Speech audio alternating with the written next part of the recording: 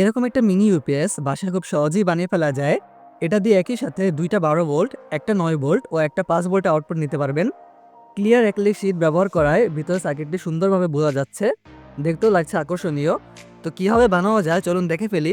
কিন্তু তার আগে চ্যানেল নতুন হলে সাবস্ক্রাইব এবং পেজে নতুন হলে ফলো দিয়ে রাখুন এমন সব ভিডিও আরও দেখার জন্য। তো প্রথমে আমাদের লাগবে এই মিনি ইউপিএস সার্কিটটি।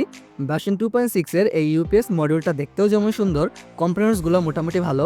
আর এটা কিন্তু মেড ইন বাংলাদেশ বোর্ড, এখানে বাংলাদেশের লোগো আর পিছনে হলোগ্রাম সিল লাগতেই বোঝা যাবে এটা অরিজিনাল।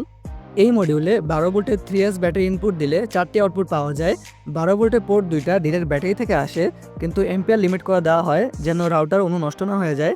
9 আর 5 ভোল্টের জন্য ব্যবহার করা হয়েছে LM2596 বাক মডিউল। অনেকগুলো এলইডি আছে যেগুলো দিয়ে UPS mode, charging mode show করে, কিন্তু চার্জে থাকাকালীন ব্যাটারি পার্সেন্টেজ শো করে না। পাশে দুইটা জাম্পার পিন রয়েছে যেখানে সুইচ কানেক্ট করতে হয়।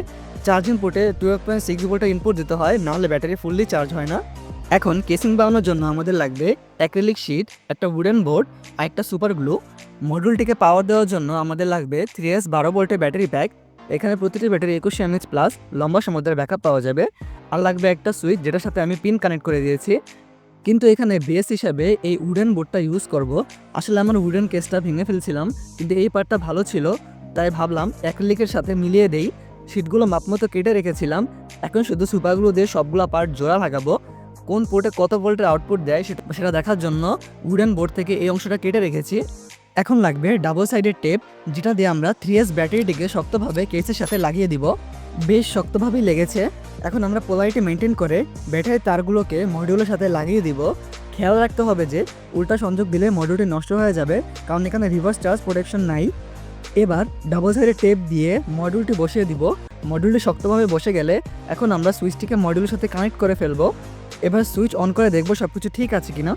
ইউপিএসটি চেক করার জন্য আমাদের কাছে রয়েছে একটা 9 ভোল্টের রাউটার আর 12 ভোল্টের অনু। এখন আমরা মডিউল থেকে ইউপিএস থেকে 9 ভোল্ট আর 12 ভোল্ট কানেকশন অনু এবং রাউটারে দিয়ে দিব। তারপর দেখব, দেখুন খুব সুন্দরভাবে রাউটার ও অনু চলছে। এখন যদি চার্জে লাগাই তাহলে চার্জিং শো করবে, যেভাবে বলেছিলাম আমি। এখানে চার্জে থাকা অবস্থায় পার্সেন্টেজ শো করে না। তো দেখুন এখন চার্জার খুলে ফেললেই রাউটার অনু রিস্টার্ট নিবে না, সম্পূর্ণ অল টাইম চলতেই থাকবে ইউপিএসের মতো। সো ভিডিওটা যদি ভালো লেগে থাকে তাহলে অবশ্যই চ্যানেল সাবস্ক্রাইব করবেন। টিকটক থেকে দেখে থাকলে অবশ্যই পেজে ফলো দিয়ে যাবেন।